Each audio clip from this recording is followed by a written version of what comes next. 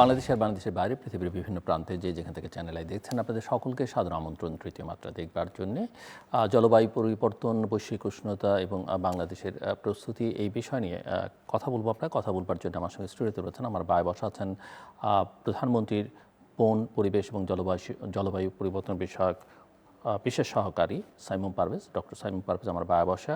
আমার ডানে রয়েছেন প্রফেসর ডক্টর মোহাম্মদ নুরুন নবী, তিনি UNESCO chair, education for sustainable development এবং গ্রিন স্কিলস, ক্লাইমেট অ্যাকশনস এবং director centre for sustainable and ক্লাইমেটের। স্বাগত আপনাদের দুজনকে তৃতীয় মাত্রায়। প্রফেসর নুরুন নবী, আপনাকে বিশেষভাবে স্বাগত প্রথমবারের মতো তৃতীয় মাত্রায়।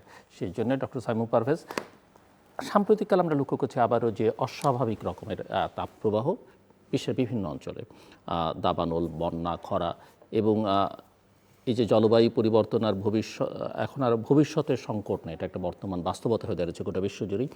এই বাস্তবতায় বাংলাদেশ কোথায় দাঁড়িয়ে?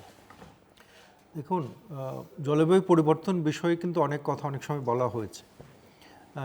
ইভেন অনেকে এটা সন্দেহ প্রশ্ন করেছেন, তাই না? আমরা রিসেন্টলি আমরা দেখি যে যুক্তরাষ্ট্রের যে প্রেসিডেন্ট আছেন সেইখানেও অনেক ফান্ডিং নিয়ে সমস্যা হয়েছে এবং ইউএসএইডের ফান্ডিং বন্ধ হয়ে গেছে, আপনারা দেখেছেন। তো পৃথিবী জুড়েই হচ্ছে বৈশ্বিক উষ্ণতা এবং এই ক্লাইমেট চেঞ্জ এইটারকে বাড়িয়ে দেখানো হচ্ছে, এরকম অনেক কথাবার্তা কিন্তু একসময় বলার চেষ্টা হতো। কিন্তু এখন আমরা যে বাস্তবতার মুখে দাঁড়িয়েছি তাতে পুরো পৃথিবীতেই যারা মোটামুটি সুষ্ঠু চিন্তা করেন বা সঠিকভাবে সিভিল সোসাইটি মেম্বাররাও যারা রয়েছেন, এক্সপার্টরা যারা রয়েছেন, অ্যাকাডেমিশিয়ানরা যারা রয়েছেন, তারা সবাই কিন্তু এই বিষয়ে একমত যে আমরা একটা চরম ভবিষ্যতের দিকে এগিয়ে যাচ্ছি যদি না আমরা এখন সঠিক ব্যবস্থা আমরা নিতে পারি। এখন সামনের দিনে আমরা এল নিনো আসার আমরা একটা খবর পাচ্ছি। এরকম ঘটনাগুলো কিন্তু বাড়তেই থাকবে। আমরা এক্সপার্টদের কাছে যতটুকু জানতে পারছি তাতে যতই এরকম ক্লাইমেট চেঞ্জের বিরূপ প্রভাব পড়বে ততে আমরা অনেক বেশি খরা দেখতে পাবো, দাবদাহ দেখতে পাবো, আমরা এল নিনোর মতো ঘটনা দেখতে পারবো। প্রকৃতির যত চরম ভাবাপন্ন যত ধরনের অবস্থা সবগুলোই কিন্তু সামনে এরকম আসবে যদি আমরা সঠিক ব্যবস্থা না নিই। এখন এখানে বাংলাদেশের অবস্থান কি? দুর্ভাগ্যজনক হলেও সত্য যে বাংলাদেশ যদিও খুব বেশি কার্বন এমিট করে না, কিন্তু এই গ্লোবাল ওয়ার্মিং বা ক্লাইমেট চেঞ্জের বিরূপ প্রতিক্রিয়া হবে এসব যে দেশগুলো রয়েছে তাদের সারির সবচাইতে উপরের যে দেশগুলো সেটার মধ্যে বাংলাদেশ একটি। তার মানে আমরা খুব বেশি কার্বন নিঃসরণ না করলেও আমরা সেটার সবচাইতে ঝুঁকিপূর্ণ দেশে পরিণত হয়েছি। এই কারণে বৈশ্বিক যে ক্লাইমেট চেঞ্জ নিয়ে, বৈশ্বিক জলবায়ু নিয়ে যে নানা রকম প্ল্যাটফর্ম রয়েছে, নানা রকম আলোচনা রয়েছে, সেগুলোতে জোরালো একটা ভূমিকা রাখা কিন্তু আমাদের দায়িত্ব হয়ে দাঁড়িয়েছে। কারণ এটা আমাদের অস্তিত্ব রক্ষার একটা দায়িত্ব। এবং আমি বলতে পারি যে বিএনপি সরকারের পক্ষ থেকে আমাদের যে প্রধানমন্ত্রী তারেক রহমানের যে ভিশন রয়েছে সেইখানে জলবায়ুকে একটি প্রায়োরিটি লিস্টে আমরা কিন্তু রেখেছি। আমরা যখন ইলেকশন ক্যাম্পেইনও করেছি তখনও আমরা জলবায়ুর নানা রকম বিষয় সেখানে বলেছি। We are like kind of sceptical যে মানুষ আসলে এটা কীভাবে নিবে, যে আমি মানুষের কাছে ভোট চাইতে যাচ্ছি, আমি সেখানে ট্রি প্ল্যান্টেশনের কথা বলছি যে গাছ লাগাতে হবে, আমি খাল খনন করার কথা বলছি, আমি ওয়েস্ট ম্যানেজমেন্টের কথা বলছি, আমি সোলার পাওয়ার ইউজ করার কথা বলছি, but people took it like seriously. এবং আমরা এটা ল্যান্ডস্লাইড যে ভিক্টরি হয়েছে এটা শুধুমাত্র ফ্যামিলি কার্ড বা ফার্মার্স কার্ড সেগুলো গুরুত্বপূর্ণ, কিন্তু সেটার সাথে সাথে এই যে এনভায়রনমেন্ট নিয়ে আমরা বিভিন্ন কথা বলেছি, আমরা ভবিষ্যৎ চিন্তা করছি, আমার কাছে মনে হয় জনগণ এটাকে খুব ইতিবাচকভাবে দেখেছে এবং বাংলাদেশের যে একটা বাংলাদেশের যে একটা জোরালো ভূমিকা নেওয়া দরকার বৈশ্বিক প্রেক্ষাপটে, সেখানে আমাদের জনগণও আমাদের সাথে আছে বলে আমি মনে করি। প্রফেসর নুরুন নবী, সায়েন্টিস্টদের অনেকেই বলছেন যে 1.5 ডিগ্রি সেলসিয়াসের সীমা কার্যত অতিক্রমের পথে। সো এখন আমাদের কি আসলে ক্ষতি ঠেকানোর সময় নাকি মূল লক্ষ্য হওয়া উচিত অভিযোজন বা অ্যাডাপ্টেশন? থ্যাংক ইউ দিলুর ভাই, ফার্স্ট টাইম আপনার শোতে এসে I am really grateful to you. Just আমি একটু ব্যাকগ্রাউন্ড বলি যে আপনার 1970 থেকে 2019 সাল পর্যন্ত 50 বছরের একটা গ্লোবাল স্টাডি আসে ওয়ার্ল্ড মেট্রোলজিক্যাল অ্যাসোসিয়েশন থেকে, এবং ওনারা দেখালেন 79% ডিজাস্টার ক্লাইমেট চেঞ্জ রিলেটেড। তো science is talking regardless the political discussions globally and so on. মজার ব্যাপার হলো যে আপনার 2015 সালে আপনার যখন প্যারিস এগ্রিমেন্টটা হয় COP21 ক্লাইমেট কনফারেন্স ইন প্যারিসে, ওখানে আপনার প্রায় 196টা পার্টিজ এটাকে সাইন করে, 194টা দেশ আবার পরে এটাকে লিগালি বাইন্ডিং বা রেটিফাই করে। কয়েকটা দেশ এটা থেকে আবার বিরত, যেমন Libya, Iran, Yemen and United states. United states যখন বাইডেন অ্যাডমিনিস্ট্রেশন ছিল তখন এর সাথে ছিল, আবার ডোনাল্ড ট্রাম্প অ্যাডমিনিস্ট্রেশন আসার পরে ওখান থেকে চলে আসে। এটার সাথে 2015টা আমি নিয়ে আসছি এই কারণে, 2015 ওয়াজ এ ভেরি সিগনিফিক্যান্ট ইয়ার। ওই সময় আবার এসডিজিটাও আপনার জানেন যে 2015 সালের সেপ্টেম্বরে transforming our world UN general অ্যাসেম্বলিতে যেটা আসে, 193টা দেশ এখানে করে। তো জলবায়ু পরিবর্তন বা climate action through the UN climate change, also এসডিজির যে এসডিজি 13 যেটা আমরা বলি climate action, it's all are correlated. But unfortunately মানে আমি প্রবলেমটা দেখি যে আমাদের মতো দেশগুলো, অনেক দেশের উদাহরণ আছে, বাট আমাদের দেশগুলো কি what they went through, they didn't create the ecosystem. So now what I feel, we are waiting for reactive scenario rather than proactive scenario. যে আর একটা কিছু হোক, দেন তো সাউন্ড ভাই যেটা বললেন যে this government I think is very friendly with the green, we call the green government and green budget as well. তো সেক্ষেত্রে there is a positive sign, but we have to work aggressively. ধরেন আপনার এসডিজির 10 বছর হয়ে গেল, only 5 years to go, what we have achieved. আর একটা জিনিস আমি জিলুর ভাই আপনার সাথে দর্শকদের সাথেও শেয়ার করতে চাই। 2024 সালে আমরা একটা স্টাডি করি ইউএন থেকে, যে কোন দেশ মিথ্যা কথা বলে বেশি, Bangladesh is one of them. one of the front line. মানে আপনার যদি বলতে কোনো অসুবিধা না, জি কত নাম্বার স্টাডির কথা বলেছেন, নাম্বারটাও সেখানে দেয়া আছে। Very front liner. হ্যাঁ, আমি এক্সাক্ট র্যাঙ্কিংটা আমি বলবো না, বাট দ্য রিজন আমি আরেকটু এলাবোরেট করি। এখানে এখন একজনকে মিথ্যুক বলতে গেলে তো কিছু প্যারামিটার লাগে। সো প্যারামিটারটা হলো এরকম যে আপনি বাংলাদেশ যে ইউএনএ যে রিপোর্টগুলো দেন, যে এসডিজি বা ক্লাইমেট সংক্রান্ত, আপনি 5টা রিপোর্ট দেখেন, একটা বেজ লাইনের সাথে আর একটা বেজ লাইনের মিল নেই। যে তাহলে আমরা হোয়াট উই আর ডুইং, মানুষও কি জানছে এটা যে আমরা কোন দিকে যাচ্ছি, বা ওইটার সাথে কোনো সঙ্গতি নেই। সেকেন্ডলি, লাইং প্যাটার্নটা এরকম হলো যে ইলেকশনের আগে বাংলাদেশ গভর্নমেন্ট আবার মিথ্যা কথা বলতো বেশি, যে to represent legitimacy to outside. তো এখন আপনি যদি ইউএন বডি হন, আমি এক হাত দেখাচ্ছি যে জিলুর ভাই যে আমার দেশ মানে এভরিথিং ইজ ফাইন, যেটা আপনি এসডিজি 13-এ আমাদের ক্লাইমেট অ্যাকশনে 97% পজিটিভ দেখাইছে সরকার গত 17-20 বছর। আবার অন্যদিকে ক্লাইমেটে যখন যান, ক্লাইমেট চেঞ্জের কনফারেন্সে যাচ্ছেন, সেখানে আপনি দেখাচ্ছেন যে আমার কোনো টাকা পয়সা নেই, আমি গরিব, আমি যেহেতু সাউদিতে থাকি, মিসকিন, please help me.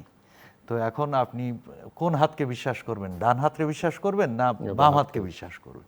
So that is our current scenario in front of others. So how they will trust us? So there is an opportunity, but we really need to work very aggressively. There is no way going back and so forth. Doctor Saim, আমরা এখন তো বিশ্বজুড়ে climate security বা জলবায়ু নিরাপত্তা নিয়ে আলোচনা হচ্ছে। সো এটা কি এখনো শুধু পরিবেশের বিষয় না, জাতীয় নিরাপত্তার সঙ্গেও সম্পর্কিত বিষয় হয়ে দাঁড়িয়েছে? না, অবশ্যই এটা জাতীয় নিরাপত্তার সাথেও সম্পর্কিত। কারণ নানা রকম পরিবেশের যে বিরূপ প্রতিক্রিয়া, এটা সাইক্লোন হতে পারে, এটা মানে এটা নানা রকম দাবানল হতে পারে, এইখানে তো মানুষ বাস্তুচ্যুত হয়। আমরা ইন্টারনাল ডিসপ্লেসমেন্টের একটা বড় নজির আমরা দেখছি ক্লাইমেট চেঞ্জের কারণে, এবং সেটা যে সামনের দিনে হচ্ছে আমাদের ইন্টারন্যাশনাল ডিসপ্লেসমেন্ট হবে না এরকম তো কোনো বিষয় না। আমরা যদি আমাদের কোস্টাল এরিয়াতে দেখি, যদিও আমাদের সরকার পুরো কোস্টাল এরিয়া জুড়ে আমরা নতুন একটি ম্যানগ্রোভ বন তৈরি করার চেষ্টা করছি, কিন্তু যদি এটা আমরা সম্ভব না হয়, যদি স্যালিনিটি এভাবেই বাড়তে থাকে, তাহলে সেই অঞ্চলগুলো থেকে প্রচুর পরিমাণে মানুষ এবং সি লেভেল রাইজ যদি আমরা হতে থাকে, আমরা দেখা যাচ্ছে ইন্টারনাল ডিসপ্লেসমেন্ট হবে, সেইখান থেকে প্রতিবেশী দেশগুলোতে স্পিল ওভার এফেক্ট হতে পারে এবং সব মিলিয়ে এটা একটা সিকিউরিটি ক্রাইসিস তৈরি করতে পারে। আবার আপনি যদি পানির বিষয়টা, ওয়াটার যে ক্রাইসিস, এই বলা হয় যে এর পরের বিশ্বযুদ্ধ, তৃতীয় বিশ্বযুদ্ধ হতে পারে পানি নিয়ে। তো তারপরে এখন তেলের জন্য কি হয় এটা তো আমরা দেখেছি, ফসিল ফুয়েল বেসড এটা হলে কি হয় সেটা আমরা দেখেছি, এটা রিসেন্টলি আমরা হরমুজ প্রণালীতে দেখলাম। তার মানে রিসোর্স এবং আমাদের ক্লাইমেটের সাথে সম্পর্কিত, এনভায়রনমেন্টের সাথে সম্পর্কিত এই যে নানা রকম অ্যাক্সেস টু রিসোর্সের উপরেই কিন্তু নানা রকম ক্রাইসিসগুলো তৈরি হয়। এই কারণে অবশ্যই সিকিউরিটি একটা বড় বিষয় এবং এটা আমাদের লক্ষ্য রাখা উচিত। এবং যে কথাটা হচ্ছে প্রফেসর সাহেব বলছিলেন, সেটার সাথে আমি একটু অ্যাড করতে চাই যে এখনই হচ্ছে অ্যাক্ট করার সময়। আমাদের ওই রকম চিন্তা করলে হবে না যে না ঠিক আছে এখন আমরা ইন্ডাস্ট্রিয়ালাইজেশন করি, হ্যাঁ, অনেকে এটা বলার চেষ্টা করেন, কিন্তু যে আমরা তো অন্যান্য দেশের মতো উন্নত দেশ না, অতএব আমরা আগে আমাদের গরিবি ঘুচাই, আগে আমাদের ইন্ডাস্ট্রি ডেভেলপ করি, পরিবেশ নষ্ট হোক, ইন্ডাস্ট্রি ডেভেলপ করি, আমরা অনেক ধনী মানুষ হই, দেশটা ধনী হোক, তারপরে আমরা পরিবেশ রক্ষা করব না। যখন আপনি ওই পর্যায়ে পৌঁছে যাবেন তখন আর আপনার জন্য কোনো কিছু অবশিষ্ট থাকবে না। আপনার এখনই আমরা আমাদের নদীগুলো হারিয়ে ফেলেছি। আপনি বুড়িগঙ্গার দিকে খেয়াল করেন, ঢাকার চারপাশে 4টা নদীর দিকে খেয়াল করেন, আপনি টঙ্গী যান, আপনি সেইখানে নদী দেখেন, এটা তো নদী না, এটা তো আমরা একটা গার্বেজে পরিণত করেছি, একটা সুয়ারেজ লাইনে পরিণত করেছি।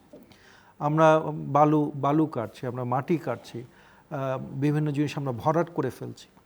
অতএব এইখানে আমাদের যেটা মটো সেটা হচ্ছে অ্যাক্ট নাও, এখনই অ্যাক্ট করতে হবে। এবং সেটা শুধুমাত্র গভর্নমেন্টের না, এটা একটা সোশ্যাল মুভমেন্টে পরিণত করতে হবে, যে গভর্নমেন্টের সাথে সাথে সিভিল সোসাইটি এটার সাথে থাকতে হবে, সাধারণ মানুষ এটার সাথে থাকতে হবে। এবং এই কালচারটা যে এনভায়রনমেন্ট প্রোটেকশন করা একটা কুল জিনিস, এটা একটা স্মার্ট জিনিস, এই কালচারটা আমাদের মধ্যে কিন্তু থাকা উচিত। দেখেন গভর্নমেন্টের দিকে তাকিয়ে দেখেন, আপনি গ্রিন গভর্নমেন্টের কথা বলেছেন, গ্রিন বাজেটের কথা বলেছেন, কেন? কারণ এই গভর্নমেন্ট ইলেকশন ম্যানিফেস্টো থেকে শুরু করে এখন পর্যন্ত নানা ধাপে কিন্তু পরিবেশের কথা বলছে। 250 মিলিয়ন ট্রিজ বা 25 কোটি গাছ লাগানো আমাদের টার্গেট নেক্সট 5 ইয়ার্সে। আমরা 20,000 কিলোমিটার আমরা খাল খনন করতে চাই। আমাদের স্বাধীনতার পরে আমাদের 750-800 মতো নদী ছিল, এখন 150 আছে, 200 আছে। এই নদীগুলো তো ফিরিয়ে আনতে হবে, এই ওয়াটার বডিগুলো ফিরিয়ে আনতে হবে। এই ফিরিয়ে আনাটা শুধুমাত্র কিন্তু নদী বা খাল না, এটা আপনি একটা ইকোসিস্টেমকে রিস্টোর করছেন, এটার সাথে সাথে এটা করতে হবে। এবং সেটা আমরা বলছি, আমরা ওয়েস্ট ম্যানেজমেন্টের কথা বলছি, আমরা রিনিউয়েবল এনার্জি ফিরিয়ে আনার কথা বলছি। এবং সবচেয়ে আশার যে বিষয়টা হচ্ছে যে এইটার ফ্রন্ট লাইনার হচ্ছে আমাদের প্রাইম মিনিস্টার। এখন অনেকে হতে পারে যে পরিবেশ রক্ষা করার জন্য দায়িত্ব থেকে তারা বলার, আরেকটা হচ্ছে যে আপনার আসলেই আপনার প্রাণ ও প্রকৃতির সাথে আপনার ভালো লাগে এটা করতে। তো আমরা লাকি, আমরা ফরচুনেট যে আমরা এমন একটা প্রাইম মিনিস্টার পেয়েছি যার পরিবেশগত বিষয়গুলো সম্পর্কে কাজ করতে বা এগুলো যত্ন নিতে তার ভালো লাগে।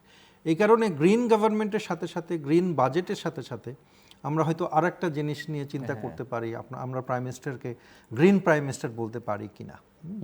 এখন আমি জানি না, এক্সপার্ট হিসেবে হয়তো প্রফেসর সাহেব এটা মানে অ্যাগ্রি করেন কিনা, কারণ বিভিন্ন দেশে আমরা এটা করি, তাই না? একটা ব্র্যান্ডিং করি, একজন লিডারকে ব্র্যান্ডিং করি। এই ব্র্যান্ডিংয়ের সুবিধাটা কি? বা আমাদের মতো দেশে তো মোসাহেবি বা সাইকোফেন্সি হচ্ছে অনেক বেশি, সেইটার জন্য কিন্তু আমরা বলছি না। কারণ আপনি যখন প্রাইম মিনিস্টারকে বা এই ধরনের একটা লিডারকে আপনি যখন গ্রিন প্রাইম মিনিস্টার বলছেন, তখন সাথে সাথে আপনি যে গ্রিন জিনিসটা, এনভায়রনমেন্ট প্রোটেকশন জিনিসটা যে ইম্পর্ট্যান্ট, সেটা কিন্তু আপনি ইন্টারন্যাশনালি প্রজেক্ট করতে পারছেন, যে এই দেশটার জন্য এনভায়রনমেন্ট প্রোটেকশন এমন একটা গুরুত্বপূর্ণ বিষয় যে প্রাইম মিনিস্টারের অ্যাডজেক্টিভ হিসাবে তারা গ্রিন বলছে। তবে আমরা এটা শুরু করতে পারি। এটা শুরু করলে তখন হবে কি, যে কুল বানানো, স্মার্ট বানানো আমরা ফলো করি। দেখেন এখন আমাদের লিডারদের তো আমরা ফলো করি, তাই না?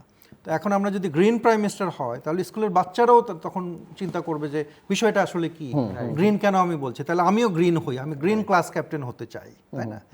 এখন মনে করেন যুব নেতা যারা ছাত্র দল করে বা অন্যান্য দল করে, তারাও বলতে পারে যে আমি তাহলে গ্রিন হচ্ছে এখানকার মাইন্ডসেট তৈরি করা, এই যে একটা মাইন্ডসেট তৈরি করা, এটা আসলে কোনো তোষামোদির জন্য আমরা বলছি না আসলে। তো আমার কাছে মনে হয় যে আমি জানি যে অন্যান্য দেশেও এরকম কনসেপ্ট আছে, হয়তো উনি যেহেতু এক্সপার্ট উনি হয়তো আরো বলতে পারবেন, কিন্তু আমার ক্ষুদ্র জ্ঞানে মনে হয় যে আমরা এই আইডিয়াটা যদি মানুষের মধ্যে নিয়ে আসতে পারি যে এনভায়রনমেন্ট প্রোটেকশন একটা ভালো জিনিস, এটা আমাদের করা উচিত। ইনফ্যাক্ট আমাদের রিলিজনে, সব রিলিজনই কিন্তু আছে, এটা রয়েছে। তো আমার কাছে মনে হয় তাহলে এক ধরনের আমরা সোশ্যাল মুভমেন্ট গড়ে তুলতে পারবো। আমি আপনার সাথে একটু অ্যাড করতে চাই সাউন্ড ভাই। Of course, I think he will be the first green prime minister in the world, and this green means to create a green culture of family, Green of culture, a green country, green mindset, green skills. So এটা হলো not only greenwashing. This green means a lot for the country, and he is representing Bangladesh. So this title and this identity will create a different vibe among the youth and so on. So এটা আমাদের জন্য বিশাল একটা জি, আমি আরেকটা আপনাকে জিনিস হলো, আর একটু অ্যাড করতে চাই, আমাদের প্রায় 80% of the population expose to floods বাংলাদেশের, এবং আপনার সিডোরে আমাদের 2007-এর কস্ট ছিল $1.7 বিলিয়ন, পার্সেন্টেজ 1.7% অফ জিডিপি। আমফানে আমাদের ক্ষতি ছিল প্রায় $1.5 billion in terms of damages. সব থেকে মানে কঠিন যেটা সাউন্ড ভাই বললেন যে আমাদের প্রজেকশনটা কি, 1 in 7 Bangladeshis will be displaced by climate change by 2050. So this is unbelievable. So these are the things we really need to act now. It's lots of talking happen, but আমাদের youth, আমি last উইকে ছিলাম জাকার্তাতে, the way they are working on that amazing experience, the ministry, the whole ecosystem, আপনার community, local community, they had I think around 80 universities, they created a center for this. Compared to them, I feel where we are. আমি বিভিন্ন university যাই, জিলুর ভাই আসার পরে ধর north south হোক বা ঢাকা ইউনিভার্সিটি, ড্যাফোডিল বা জাহাঙ্গীরনগর, অনেক ইউনিভার্সিটি যাই, ইউথদের সাথে কথা বলি এই বিষয়ে, because this is my passion and this is in my DNA, this area. So they really would like to make a positive impact, but they don't get any platform. Relatedly, I will tell you, sound ভাই এবার যে দেখছেন হয়তো বা বনে যে আপনার বৈশ্বিক যে ডিসকাশনগুলো হয়, very unfortunate, we don't see any youth community representation from Bangladesh. হয় তো এদেরকে যদি আমরা গ্রিন লিডার তৈরি করতে চাই, they need to be part of those kind of discussions, right? So আমার মনে হয় এই জিনিসগুলা সাউন্ড ভাই he is working very hard and he is visionary. এবং এটা এখানে তো প্রাইম মিনিস্টারও মানে চেঞ্জ, সরকারের দিক থেকে এটা ফ্যাসিলিটেট করবার একটা ইস্যু আছে, কারণ উদ্যোগী হয়ে প্রাইভেট সেক্টর বা যারা বেসরকারিভাবে কাজ করেন প্রাইভেট তাদের সেক্টরে পক্ষে আপনার যদি সৎ উদ্যোগ থাকে, জিল্লুর ভাই, আপনার প্রত্যেকটা কোম্পানি এখন সিএসআর ফান্ড দেন, সিএসআর ডিসক্লোজার করেন। This is the real impact for Bangladesh. আমি 2 টাকা দিয়ে একটা ছবি উঠালাম, ইজ ডিফারেন্ট কেস, বাট এইখানে আমি বাংলাদেশের একটা ছেলেকে তার যোগ্যতা সাপেক্ষে একটা কনফারেন্সে বাংলাদেশকে রিপ্রেজেন্ট করতে যাচ্ছে, সেখানে যদি 5 লাখ বা 10 লাখ টাকা খরচ হয়, the company is not only benefiting, but the branding of Bangladesh is getting benefited for that. Doctor Saimum, আমি প্রফেসর নুর নবীকে প্রশ্ন করেছিলাম যে এখন কি আমাদের ক্ষতি ঠেকানোর সময়টা শেষ, আমরা কি অভিযোজন বা অ্যাডাপ্টেশনের সঙ্গে এটাই আমাদের মূল লক্ষ্য হওয়া উচিত? এবং আপনি নিজেই বলছিলেন যে বাংলাদেশ হচ্ছে এখন পৃথিবীর সবচেয়ে ঝুঁকিপূর্ণ দেশগুলোর মধ্যে একটি। আমার প্রশ্ন হচ্ছে যে আমাদের প্রস্তুতিটা কি ঝুঁকির গতির সঙ্গে তাল মিলিয়ে এগোচ্ছে কিনা? মানে আপনি যেহেতু এখন এই সংক্রান্ত দায়িত্বে আছেন, সে কারণে প্রশ্নটা আপনাকে আমি করতে। এখন মানে অবশ্যই আমাদের প্রস্তুতির ঘাটতি রয়েছে, আমরা ডিনাইলের মধ্যে থাকলে হবে না। প্রস্তুতি ঘাটতি রয়েছে, এটা স্বীকার করে নিয়ে আমাদের সামনে যেতে হবে। যেমন কয়েকটা বিষয় নিয়ে আমি বলতে পারি, সেটা হচ্ছে শুধু অ্যাডাপ্টেশন না, মিটিগেশন নিয়ে আমাদের হচ্ছে লক্ষ্য দিতে হবে।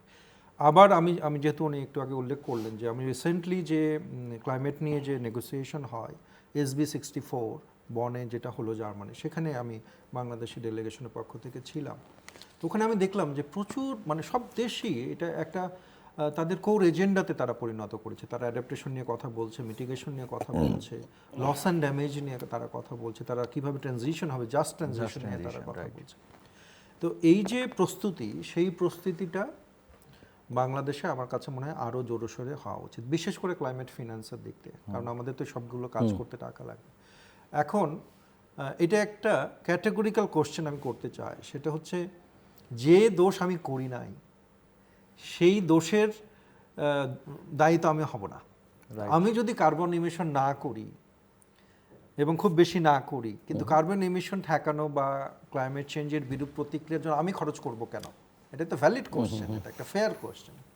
তো এই কারণে ক্লাইমেট চেঞ্জ সংক্রান্ত যে ইন্টারন্যাশনাল ফান্ডগুলো রয়েছে, আমাদের সবার ভয়েস রেজ করা উচিত যে এই ফান্ডগুলো যাতে লোন বেজ না হয়। এবং আমরা তো বিভিন্ন আন্তর্জাতিক সম্মেলনে নানা রকমের প্রতিশ্রুতি শুনি, কিন্তু ক্লাইমেট ফাইন্যান্স বাস্তবে বাংলাদেশ কতটা পাচ্ছে সেটাও একটু আপনার কাছে। জি জি অবশ্যই, মানে এটা লোন বেসড না হয়ে এটা গ্র্যান্ড বেসড হওয়া উচিত। এবং আমাদের এখানে হচ্ছে ক্লাইমেট ফিন্যান্সের আপনি যে প্রশ্নটা করলেন এটা খুবই রিলেভেন্ট একটা প্রশ্ন, যে শেষ পর্যন্ত আমাদের দেখা যাচ্ছে নিজেদের পয়সা খরচ করে, রাষ্ট্রীয় জনগণের ট্যাক্সের টাকা খরচ করে আমাদের ক্লাইমেট চেঞ্জের যে বিরূপ প্রতীকটা সেটা ঠেকাতে হচ্ছে, কিন্তু এটা তো হওয়ার কথা ছিল না। ইভেন সেটা আমাদেরও দুর্বলতা, আমাদেরও যারা আমরা গভর্নমেন্টে কাজ করি বা যারা ব্যুরোক্রেসিতে আছেন, আমি বলবো সবারই মোটামুটি দুর্বলতা, যে ফান্ড ইজ আউট দেয়ার, তাই না? আপনার ইউনিট অ্যাভেল ইট, ওটা আমাদের সঠিকভাবে তাদের সাথে যোগাযোগ করতে হবে, আমরা সেইভাবে প্রপোজাল দিতে হবে, তাদের সাথে নেগোসিয়েশন করতে হবে। আনফর্চুনেটলি সেটা কিন্তু আমরা করতে ব্যর্থ হচ্ছি। আমাদের অল্প কিছু মানুষ হয়তো কাজ করছেন, এর আগে প্রফেসর সলিমুল হক ছিলেন, আরও অনেকে ছিলেন, লসন ড্যামেজ নিয়ে তারা কাজ করেছেন, এখনও অল্প কয়েকজন মানুষ আছেন কাজ করছেন। কিছু ইউথ কমিউনিটি, কিছু ইউথ অ্যাক্টিভিস্ট তারা কিন্তু তৈরি হয়ে আছেন, কিন্তু একটা পুরাটা মিলে যে একটা ফ্রেমওয়ার্ক দাঁড় করানো, যেটা মানে খুবই অ্যাক্টিভলি হচ্ছে বৈশ্বিক পরিসরে একটা ভয়েস রেইজ করবে। এই যে প্রত্যেকটা যে কমিটি আছে, অ্যাডাপ্টেশনের কমিটি, মিটিগেশনের কমিটি, এগুলো কিন্তু প্রত্যেকটা ইউএনের লিডারশিপের কমিটি রয়েছে, সেখানে আমাদের লিডারশিপ নাই কেন? সেখানে ভানুয়াতুর মতো ছোট দ্বীপ রাষ্ট্রগুলো তারা লিডারশিপ করেন, এই যে ইস্তিমুর থেকে করে, বিভিন্ন জায়গাতে করে, একদমই ছোট্ট এনটিটি, তার চাইতে তো আমরা অনেক শক্তিশালী, আমাদের তো অনেক ট্যালেন্টেড লোকজন চারিদিকে আছে। তার কারণটা কি? কারণটা হচ্ছে হয়তো জেনুইন উইলিংনেস ছিল না এতদিন পর্যন্ত আমাদের। এই কথাটুকু আমরা বলতে পারি যে আমরা এখন এই যে ক্লাইমেট নিয়ে যারা কাজ করছি, গভর্নমেন্টের মধ্যে যারা আছি, তারা আমরা এটাকে খুব সিরিয়াসলি নিয়েছি। আমরা সিরিয়াসলি নিয়েছি যে গ্লোবাল প্ল্যাটফর্মে বাংলাদেশ যাতে একটা জোরালো একটা ভয়েস থাকে, একটা ভূমিকা রাখে, ক্লাইমেট ফিন্যান্সের একটা বড় অংশ যাতে আমরা দেশে নিয়ে আসতে পারি, এবং যারা দায়ী তাদের টাকা দিয়ে যাতে আমাদের দেশের যে বিরূপ প্রতীকটা সেটা আমরা অ্যাডাপ্টেশন এবং মিটিগেশন আমরা করতে পারি, সেই চেষ্টাটা কিন্তু আমরা এখন করছি। অতএব আমরা আমাদের দোষটুকু আমরা স্বীকার করে নিচ্ছি যে আমাদের দুর্বলতা ছিল, এখনো হয়তো কিছুটা আছে, আমরা সেটা কিন্তু কাটিয়ে রাখার চেষ্টা করবেন। প্রফেসর নূর নবী, এই জায়গায় আমার প্রশ্ন, যে বাংলাদেশ কি আসলে শুধুই এই ক্ষতিপূরণের দিকে, লস অ্যান্ড ড্যামেজ, এটা কীভাবে মিটিগেট করা যায় সেটার দিকে মনোযোগ দিবেন, না প্রযুক্তি বিনিয়োগ, সবুজ শিল্পায়নের দিকে আরও বেশি গুরুত্ব দেবেন? তার জন্য যেটা করা, মানে চিন্তার পরিধিটা বা টার্গেটটা একটু অনেক বড় বিস্তৃত করা উচিত। It's a very interesting question Zillur ভাই, বিকজ এটা we can create an industry based on green industry, green jobs, green skills. World Economic Forum এর রিসেন্ট রিপোর্টে যেটা দেখাচ্ছে যে প্রায় more than 12 million jobs will be created, green jobs. Our workforce are ready for the green skills? No. Our education system not embedding the green skills. So আমার দেশ থেকে এই যে লাখ লাখ লোক দেশে বাইরে যাচ্ছে, এদের যদি গ্রিন স্কিলস থাকে তাহলে এই জবগুলো স্যালারিও বেশি পেত, রেমিটেন্সও বেশি আসতো। That opportunity we are losing, number one. Number two, আমাদের যেটা আমি আগেই বলছিলাম যে আপনার ডেটাগুলো এত ম্যানিপুলেশন করা হয়েছে, আপনার বাইরের কাছে যে টাকা চাবেন ওই সময় তারা মনে করে যে আমরা মিথ্যুক বা মিথ্যাবাদী, বিকজ আমাদের বেজ লাইনের সাথে, ধরেন আমি সামান্য একটা এক্সাম্পল দিই, this is unfortunate, I am telling the truth in a sense, this is our country. আমি বাইরে থাকলে আমার মনটা এখানে থাকে, আমি এখানে আমার জন্ম। সো বাংলাদেশ আমাদের সবার বাংলাদেশ, রাইট? তো সেক্ষেত্রে যেটা দেখছি 2015 সালে আমরা প্রথম ন্যাশনাল ডিটারমিনেন্ট কন্ট্রিবিউশন রিপোর্টটা দেই ইউএন বডিতে, যে NDC 1 বলি আমরা, যেটা এটা ভেরি ইনিশিয়াল। পরে 6 বছর পরে 2021-এ আমরা সেকেন্ড NDC দিই।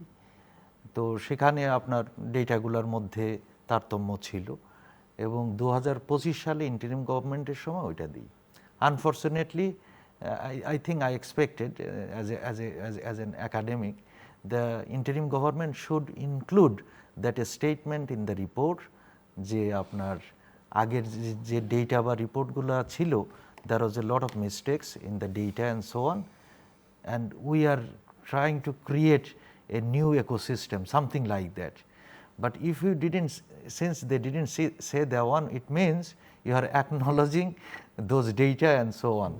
So that is another blow for us. So এই গভর্নমেন্টের জন্য, আমাদের গভর্নমেন্টের জন্য যে চ্যালেঞ্জটা হলো যে এইগুলাকে আপনার ইকোসিস্টেমে নিয়ে সারা ওয়ার্ল্ডকে রিপ্রেজেন্ট করানো, that is a huge challenge. Because আমাদের এই যে বিভিন্ন রিপোর্টগুলা, এই 3টা রিপোর্ট, এবং দেখেন 2023 সালে আর একটা রিপোর্ট করলো যে আপনার action plan two mitigate the one 2023 থেকে 2050।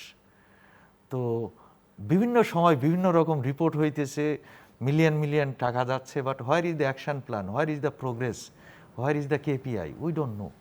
আর একটা জিনিস জিল্লুর ভাই, আমি ইউথদেরকে বলি এ কারণে, সারা ওয়ার্ল্ডে যেটা করে, সাউন্ড ভাই আপনিও জানেন, ইউরোপ বা অন্যান্য দেশগুলোতে এই যে ডেটাগুলো হয়, ন্যাশনাল ডেটা বা ন্যাশনাল কেপিআইগুলো ক্লাসরুমেও ডিসকাশন হয়। কিন্তু আপনি আজকে যে কোনো জায়গায় যে জিজ্ঞাসা করেন, গত সপ্তাহে যে এসডিজি র্যাঙ্কিংটা দিল, হোয়ার ইজ আওয়ার র্যাঙ্কিং?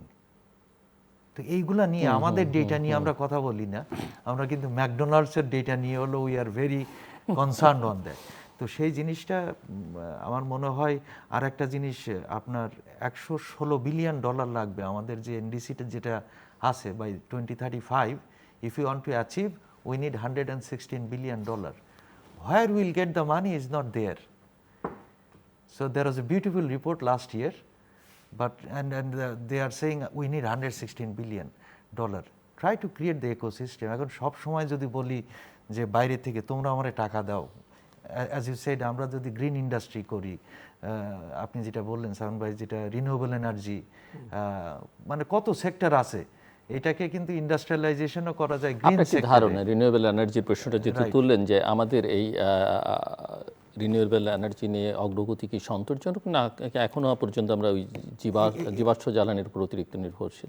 আপনি কি জানেন যে আমাদের যে ডেটাগুলো till 29 our updated data from forest ministry, 19 সালের পরে আমাদের কোনো আপডেটেড কোনো ডেটা নেই। 2019 পরে 19 পরে নেই।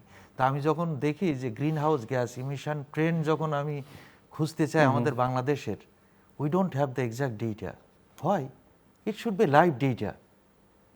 We are the citizen of the country, the taxpayer. We can ask the government why it is increasing, why it is decreasing. But since those kind of data are not available, we একটা report করে ওখানে থাকে, ওনাদের আমরা আশা করি যে doctor Simon যেহেতু academician হিসেবে, তো এটা হলো আমরা আমাদের এই সরকার এত কিছু ওনাকে হলো বহন করতে হবে, প্লাস ওনারা আবার নতুন করে প্ল্যান করতে হবে। He has a plan, we know this is very interesting concept, but I think at the same time যে এই প্ল্যানটাকে এক্সিকিউশন স্টেজে বা কীভাবে এক্সিকিউশন করব, সেই ডিটেল রোড ম্যাপটাও বিশ্বের দরবারে যদি আমরা পৌঁছাতে পারি, তাহলে আপনার ফরেন ইনভেস্টমেন্টও আসবে, গ্রিন ইনভেস্টমেন্ট যেটা বলি আমি, এবং মাল্টিল্যাটারাল বা বাইল্যাটারাল ফান্ডগুলো আনা সম্ভব হবে। ডক্টর সাইমন, জলবায়ু পরিবর্তনের বড় অর্থনৈতিক মূল্যটা আসলে কে দেয়? কৃষি দেয়, শিল্প দেয়, নাকি সাধারণ মানুষ দেয় আসলে?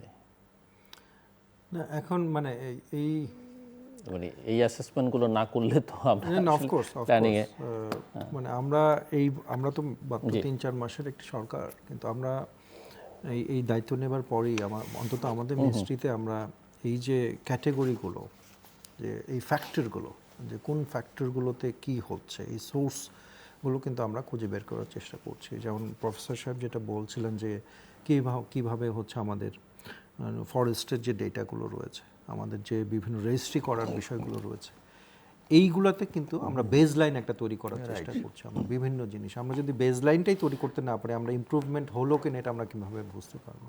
তো কোন কোন ফ্যাক্টরের জন্য, মানে আমি যদি এয়ার কোয়ালিটি আমরা ঠিক করতে চাই, আমরা যদি মানে ট্রি প্ল্যান্টেশন আমরা করতে চাই, এই প্রত্যেকটা জিনিসের জন্য, ইভেন ওয়েস্টের জন্য আমাদের একটা বেজলাইন দরকার। তো আমরা সেটা করার চেষ্টা করছি এবং সেটা ধরেই আমরা সামনে আগানোর চেষ্টা করছি। কিন্তু এই যে দীর্ঘ একটা সময় ধরে যে একটা নৈরাজ্যের যে একটা সময় গেছে, এইটাকে হচ্ছে মিটিগেট করে, এটাকে অতিক্রম করে আবার সামনের দিকে আগানো, এটা একটা কষ্টকর, একটা চ্যালেঞ্জিং কাজ। কিন্তু আমি এটুকু বলতে পারবো যে আমাদের একটা জেনুইন উইলিংনেস আছে। এবং আপনি যে প্রশ্নটা করেছিলেন সেটা খুবই গুরুত্বপূর্ণ একটা প্রশ্ন, যে আপনি যতদিন পর্যন্ত না এটা একটা প্রফিটেবল জায়গায় নিয়ে যেতে পারবেন ততদিন পর্যন্ত এটা সাস্টেনেবল হবে না। আপনি যখনই এটা প্রফিটেবল করতে পারবেন তখনই এটা সাস্টেনেবল হবে। কারণ মানে প্রথমে তো আমাদের বেসিক নিডগুলো ফিল আপ করতে হবে, তারপরে আমরা সেটাতে আমরা পরিবেশ বা অন্য কিছুর কথা চিন্তা করতে পারব। মানে আমরা যদি green business, green industry, green jobs আমরা এগুলো যদি তৈরি করতে পারি, যেটার আমরা বিভিন্ন পলিসি নেওয়ার চেষ্টা করছি, তাহলে কিন্তু মানুষও এটার সাথে ইনভলভ হতে স্বাচ্ছন্দ্য বোধ করবে। এখন আমরা টি প্ল্যান্টেশন আমরা যে প্রজেক্ট নিচ্ছি, এই প্রজেক্ট যদি শুধু গভর্নমেন্ট করে তাহলে জনগণের সাথে একটা বিলঙ্গিংনেস তৈরি হবে না। কিন্তু আমি যখন এই কমিউনিটিকে এনগেজ করতে পারবো, আমি প্রান্তিক জনগোষ্ঠীকে এনগেজ করতে পারবো, এই গাছ রক্ষণাবেক্ষণ করার জন্য যখন কয়েক লক্ষ নারী যখন এটা ইনভলভ আমি তাকে করতে পারবো, এবং এই কমিউনিটি রুরাল এরিয়াতে তার একটা ওনারশিপ তৈরি হবে এই গাছের সাথে, তখন কিন্তু আমরা এটা সোশ্যালি এটাকে প্রোটেক্ট করতে পারবো। তাছাড়া আপনি যত টাকাই খরচ করেন না কেন গভর্নমেন্ট প্রজেক্টে, আমরা এতদিন ধরে দেখে এসেছি অনেক গাছ আমরা রোপণ করেছি, শেষ পর্যন্ত আমরা কোনো গাছ আমরা পাই না। তো ওই চেষ্টাটা আমাদের রয়েছে যে শুধুমাত্র রোপণ করা না, এরপরে সেটাকে মেনটেনেন্সের জায়গায় নিয়ে আসা এবং সেটাকে একটা প্রফিটেবল জায়গায় নিয়ে যাওয়া। যেমন এই যে বৃক্ষরোপণ বা রিনিউয়েবল এনার্জি করে সেখান থেকে আমি আবার কার্বন ক্রেডিট যদি আমি নিয়ে আসতে পারি পুরো পৃথিবী থেকে, বিভিন্ন যে বিজনেস রয়েছে, কার্বন ট্রেডিংয়ের যে বিজনেস রয়েছে, উনি আরও ভালো জানবেন আমার সাথে, সেটা যখন আমি করতে পারবো তখন কি একটা ফ্যান্টাস্টিক বিষয় হবে যে আমি গ্রিন করছি আমার দেশকে, আমি গাছ লাগাচ্ছি, আমি রিনিউয়েবল এনার্জি করছি, এবং সেটার জন্য আমি মিলিয়ন্স অফ ডলার আমি দেশে নিয়ে আসতে পারি।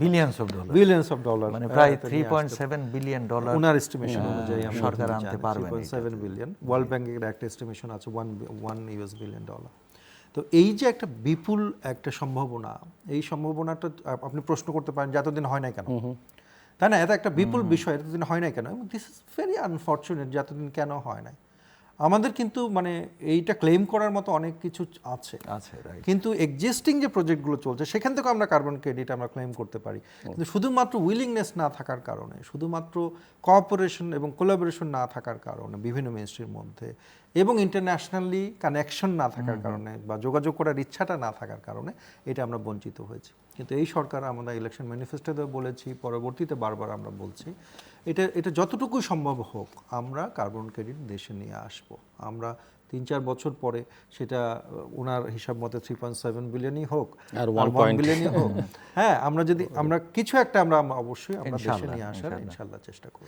সো প্রফেসর নুর নবী, যে আগামী 10 বছরে যদি আমরা সামনের 10 বছরের দিকে তাকাই, যে জলবায়ু পরিবর্তন বাংলাদেশের প্রবৃদ্ধি, কর্মসংস্থান, অভ্যন্তরীণ অভিবাসন, এই জায়গাগুলোতে কি ধরনের প্রভাব ফেলতে পারে বলে আপনার ধারণা? এটা তো আশঙ্কা 1 in 7 people will be impacted by 2050. 1 in 7 people, 1 in 7 প্রতি 7 জনে একজন হলো will be impacted, will be displaced by the climate change from the UNDP report.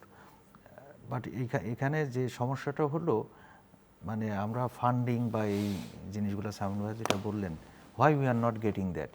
একটা জিনিস জিলুর ভাই, আপনিও তো বিভিন্ন এক্সপার্ট নিয়ে আসেন, দেখবেন আমাদের ইউএন রিপোর্টগুলো 300-400 পেজ করে লেখা হয়।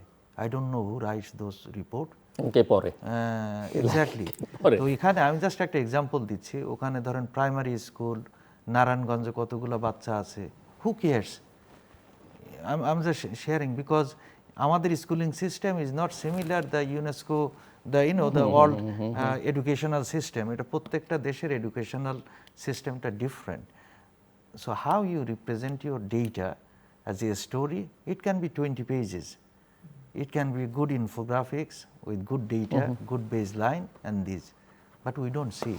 এখন আমরা যে ওই আগে পরীক্ষার সময় পড়তাম যে ধর্ম খাতায় যতই লিখতাম অনেক নাম্বার পাওয়া যেত, তো এই কনসেপ্টে যদি ইউএনএ এইভাবে রিপোর্টগুলো লেখা হয়, I think it's very unacceptable. কেন আমাদের দেশ অনেক সম্ভাবনা আছে, বাট এই জিনিসগুলো আমার মনে হয় একটু দেখা উচিত।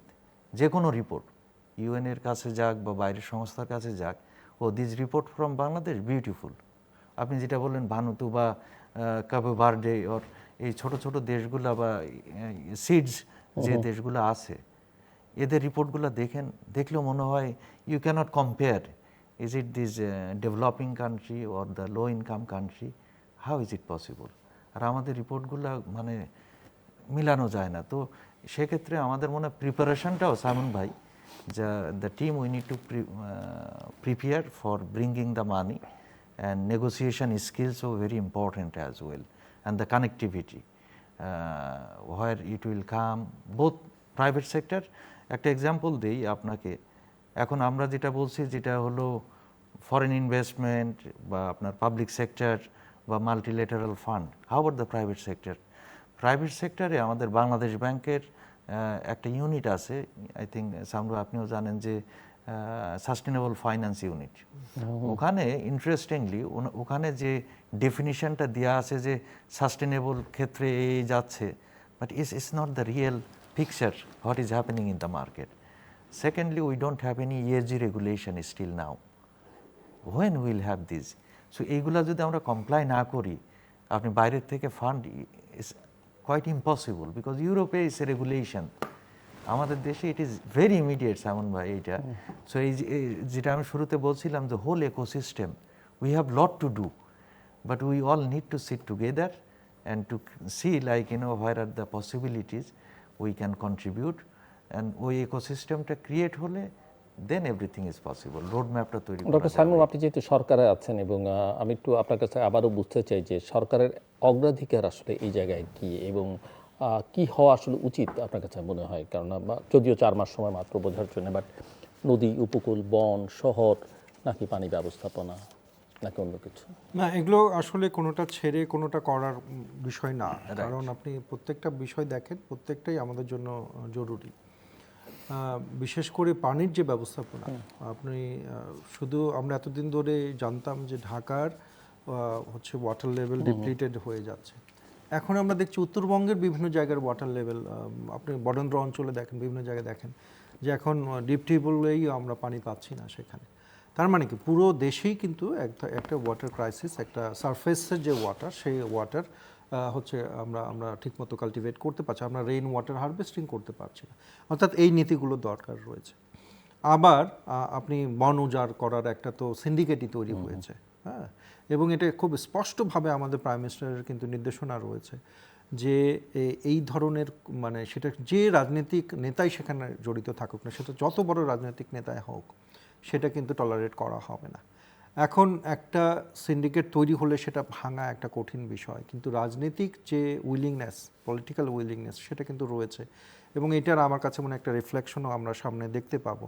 আপনি যদি ছোট ছোট কিছু ঘটনা দেখেন, যে আমাদের কাঁটাতারের বেড়ায় যে হাতি হচ্ছে হয়েছে, বিভিন্ন জায়গায় হাতি পোচিংয়ের শিকার হচ্ছে বা হচ্ছে।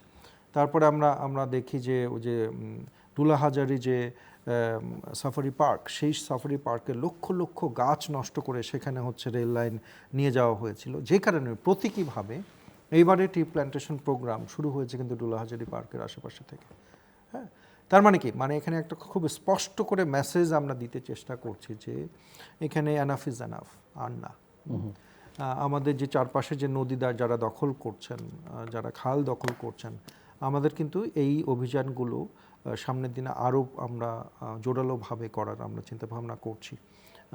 এটা ফরেস্টের রক্ষার জন্য, এটা হচ্ছে নদী, খাল, বিল ইত্যাদি রক্ষার জন্য। আপনি ঢাকার যে বাতাস, সেই বাতাসের দিকে দেখেন, পৃথিবীর সবচাইতে দূষিত বাতাসের একটাতে আমরা শ্বাস নিই। এইটা বিষয় না যে আপনি কত $মিলিয়ন মালিক, আপনি যে বাতাসে শ্বাস নেবেন, আপনার পাশের যে বস্তিতে যে বসবাস করে একই বাতাসে শ্বাস নিচ্ছেন। তো আমরা সেদিন হয়তো আসবে যেদিন আমাদের বাতাস কিনে নিয়ে আমাদের শ্বাস নিতে হবে, যদি আমরা এটা রক্ষা না করি। যে কারণেই বলছি এনাফ ইজ এনাফ, আমাদের এখনই এই ব্যবস্থাটা নিতে হবে যে ঢাকার আশেপাশে কোন কোন সোর্স থেকে হচ্ছে, ব্লিক ক্লিনগুলো থেকে হচ্ছে, ইটভাটা যেগুলো রয়েছে সেখান থেকে হচ্ছে, নাকি ভেহিকেল থেকে হচ্ছে। আমরা এই কারণে দেখেন রিনিউয়েবল এনার্জিতে গুরুত্ব দিচ্ছি, ইলেকট্রনিক ইভি যেগুলো, সেই ইভিতে আমরা গুরুত্ব দিচ্ছি। অর্থাৎ এই জেনুইন উইলিংনেসটা এই সরকারের রয়েছে, এটা আমি আপনাকে অ্যাসিওর করতে পারি। কিন্তু আপনি যদি বলেন যে তাহলে এই বাজেটে তো ফসিল ফুয়েলের এই বেশি বাজেট আছে রিনিউয়েবলের চাইতে, দেখেন আমাদের দেশের যে অর্থনীতি, সেই অর্থনীতিতে আপনি র্যাডিক্যালি বৈপ্লবিক কোনো পরিবর্তন করতে পারবেন না। সেটা করলে মানুষের জীবন জীবিকার উপরে একটা বড় ধরনের প্রভাব পড়বে। কিন্তু যেটা করতে পারবেন সেটা হচ্ছে একটা গোল সেট করতে পারবেন যে আমি এই গোলে পৌঁছাতে চাই। আমরা যে এই অনুষ্ঠানে আসার আগে আমি ওই প্রফেসর সাহেবের সাথে আলোচনা করছিলাম যে আমরা একটা নেট জিরো গোল আমরা ফিক্স করব। তার মানে তারপরে আমরা আর কোনো কার্বন এমিশনই করব না। এই ফসিল ফুয়েল বলেন বা বিভিন্ন বলেন, একটা নেট জিরো গোল আমরা রেডি করব। আমরা যেটা 2065 হতে পারে, 70 হতে পারে। আমাদের আশেপাশের দেশগুলো মোটামুটি 65-70 এরকম তারা করেছে। আমরা একটা গোল আমরা যদি সেট করতে পারি, তাহলে কিন্তু ওই যে গোলটা, সেই গোলে কি কি করতে হবে আমরা ধীরে ধীরে আপনি সেখানে আমরা short term, mid term, long term এইভাবে আমরা গোলগুলো ফিক্স করব। কিন্তু আমরা যদি এই গোলটাই না থাকে এবং সেই উইলিংনেসটা না থাকে, তাহলে আমরা ওইখানে আসলে পৌঁছাতে পারবো। প্রফেসর নুরুন নবী, আমরা ডিপ্লোমেসি নিয়ে যখন কথা বলি, পলিটিক্যাল ডিপ্লোমেসির কথা বলি, ইকোনমিক ডিপ্লোমেসির কথা বলি, সিকিউরিটি ডিপ্লোমেসির কথা বলি, বাট আপনাদের কথায় তো এটা স্পষ্ট যে ক্লাইমেট ডিপ্লোমেসি যে খুব ইম্পর্টেন্ট, ভেরি ইম্পর্টেন্ট। এবং এই জায়গায় আসলে বাংলাদেশ কি করতে পারে, কি করা উচিত বাংলাদেশের? আমি ওই জলিল ভাই আবার ইন্দোনেশিয়ার এক্সাম্পলটা নিয়ে একটা আসি। হচ্ছে ডক্টর সাইমন যেটা বলেছেন, আপনি যেটাকে সেকেন্ড করেছেন যে ব্র্যান্ডিং এর জন্য green prime minister, green minds. It's not only branding, but আমি বলছি যে এটাও হয়তো ডিপ্লোমেসির সঙ্গে ডক্টর সাইমন যেভাবে প্রেজেন্ট করেছেন ডিপ্লোমেসির সঙ্গে সম্পর্ক, কিন্তু ক্লাইমেট ডিপ্লোমেসির জন্য আসলে কি কি ধরনের কাজ করা উচিত? আপনার জাকার্তাতে ওরা যেটা করছে যে হলো প্রত্যেকটা পার্লামেন্টের member they are getting the knowledge on carbon knowledge. Why can't we do that? হ্যাঁ, যে বাংলাদেশে প্রথম মানে সাউথ এশিয়ার কোনো পার্লামেন্ট যেখানে প্রত্যেকটা পার্লামেন্টের সদস্য they know what is the impact of carbon. এখন আমাদের জনপ্রতিনিধি যদি এই বিষয়টা জানে, they can act on that because they are representing their people within their area, and that will be a very positive branding of the green prime minister. এই একটা। আর একটা হলো আমাদের যারা ডিপ্লোমেসিতে আছেন, the normal diplomacy is very different than the climate diplomacy, right? So সেইখানে আমার মনে হয় যেহেতু সাইমন ভাই আছেন, এখানে আমাদের একটু মনোনিবেশ করা দরকার যে ট্রেনিং বা যারা কাজ করতে চান বা করেন, আমাদের we have lot of people outside as well. Try to bring them, they can help a lot.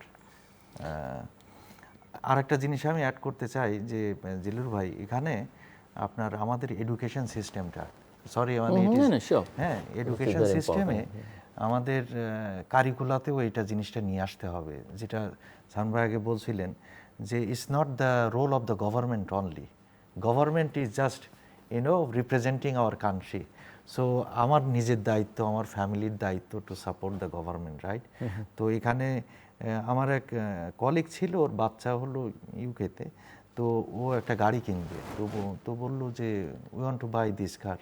তো তখন মেয়েটা ইয়াং, মানে 6-7 বছরের বাচ্চা, ও বললো কি no, you can't buy this car because এটা হলো ভেহিকেল না।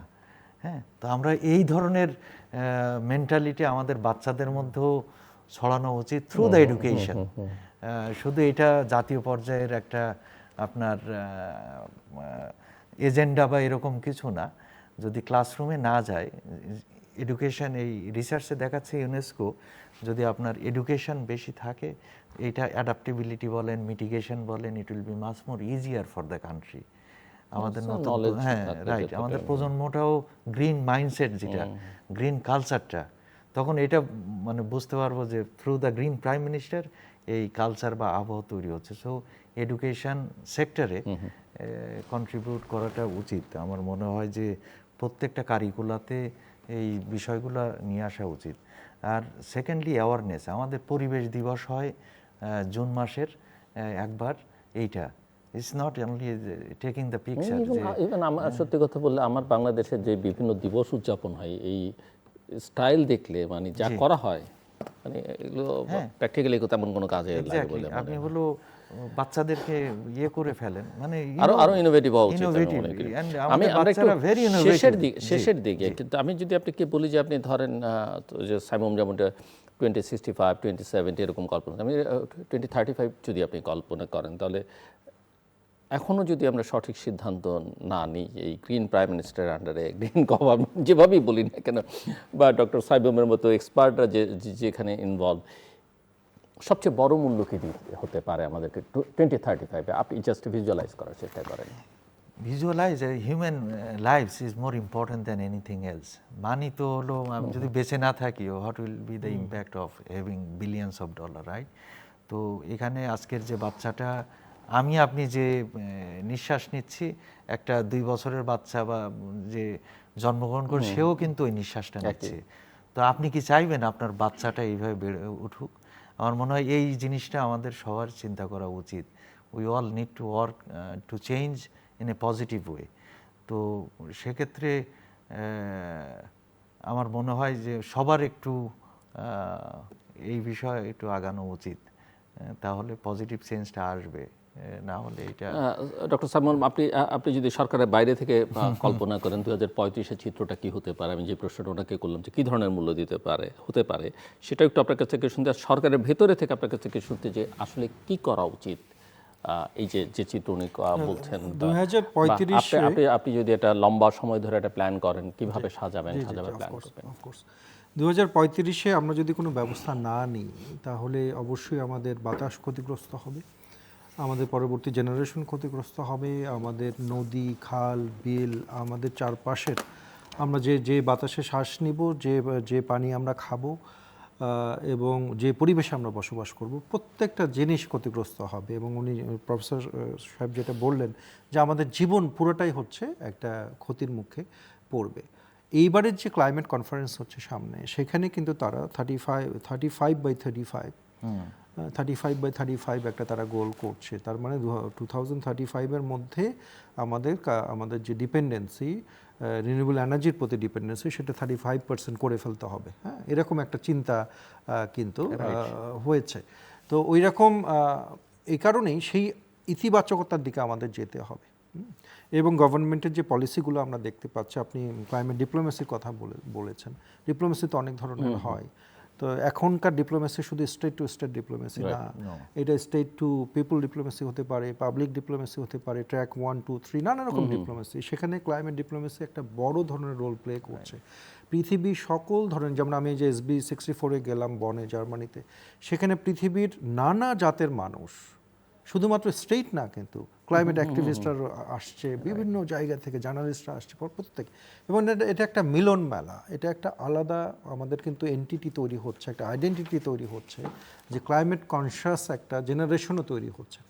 এই কারণে আমাদের আসলে পেসিমিস্টিক হওয়ার কোনো উপায় নাই, কারণ এটা হচ্ছে একটা লাইফ থ্রেটেনিং একটা জায়গায় পৌঁছাবো আমরা যদি কোনো ব্যবস্থা না নিই। অতএব অবশ্যই এইটা আর দূরের কোনো জিনিস সেটা ভেবে আমরা বসে থাকলে হবে না। এটা ক্লাইমেট চেঞ্জের যে বিরূপ প্রতিক্রিয়া, এটা রিয়াল, এবং we need to act now, right now. জিলুবা, আমি একটা ছোট্ট একটা বলতে চাই মিডিয়ার ক্ষেত্রে। আমি রিয়েলি গ্রেটফুল যে আপনি আমাদেরকে মানে আমার দায়িত্ব, আমি গ্রেটফুল আমাদের মিডিয়াগুলোর সাধারণত ইন জেনারেল যে ডিসকাশনগুলো হয়, আমার মনে হয় সোশ্যাল কজেসগুলো আনাটাও খুবই উচিত।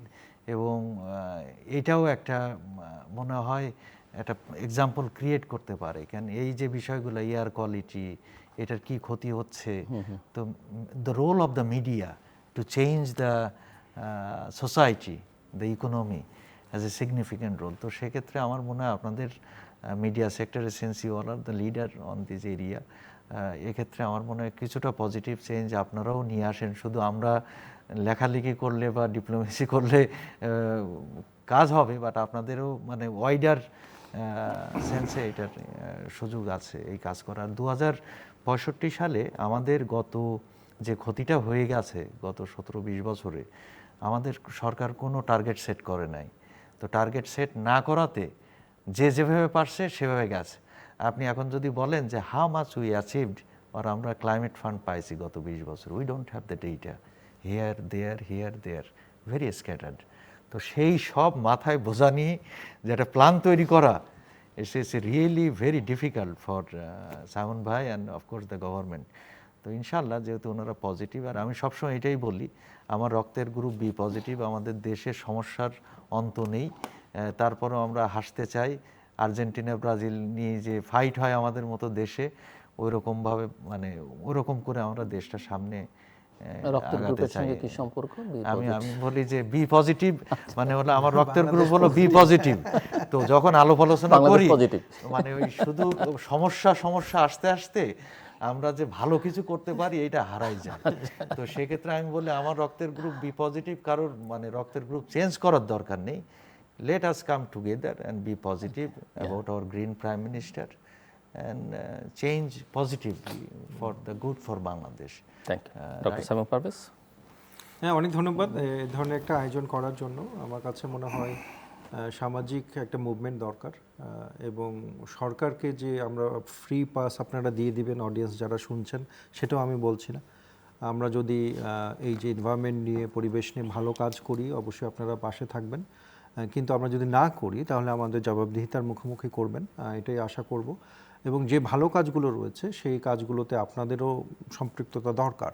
তো জনসম্পৃক্ত না হলে, জনগণের সাথে একসাথে কাজ না করলে আমরা কিন্তু শেষ পর্যন্ত এই পরিবেশটা রক্ষা করতে পারবো না। এবং পরিবেশ এমন একটা জিনিস, এখানে কোনো দলাদলির সুযোগ নাই। এখানে প্রত্যেকেই এটার অংশীদার, এবং প্রত্যেকেই এটার ভাগীদার যেমন, তেমন প্রত্যেকে এটার বিরূপ প্রতিক্রিয়া শিকারও এটা আমরা প্রত্যেকে হব।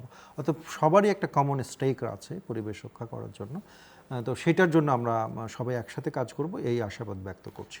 জাস্ট একটা সেকেন্ড জিলুর ভাই, যে আমরা এটা বলি হোয়ার ইউ ফ্রম, যখন মানে কোনো কনফারেন্স বা কোথাও say I am a global citizen হয়, because the climate in California and climate in Bangladesh is different. However ওই ক্যালিফোর্নিয়ার ক্লাইমেটেরও যে বাতাস বাংলাদেশে আসে কোনো পাসপোর্ট আর ভিসা দিতে হয় না কিন্তু, right? It's a passport or visa free.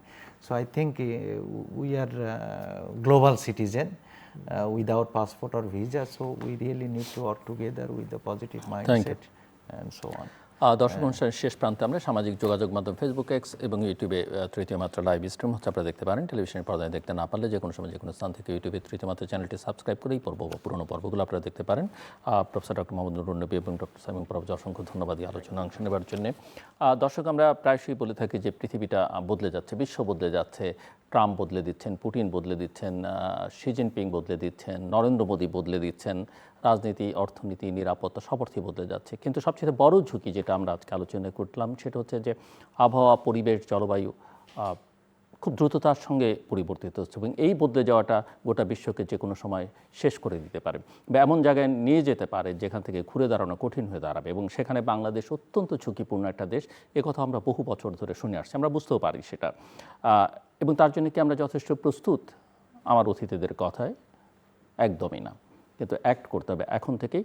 একটা আশাবাদের কথা ওনারা বলেছেন যে প্রধানমন্ত্রী নিজে চাইছেন, ওনার আচার আচরণে, কথাবার্তায়, ওনার দলের ইলেকশন ম্যানিফেস্টোতে এবং সরকারের এই 4 মাসের কর্মকাণ্ড সেটা বোঝা যাচ্ছে যে এই ঝুঁকিটা বুঝতে পাচ্ছেন। এই ঝুঁকি থেকে নিজেদেরকে মুক্ত করবার জন্যে কী করা যেতে পারে সেই প্রস্তাবনাও বা সেই বিষয় নিয়ে কাজও করবার মনোবৃত্তি তার মধ্যে আছে।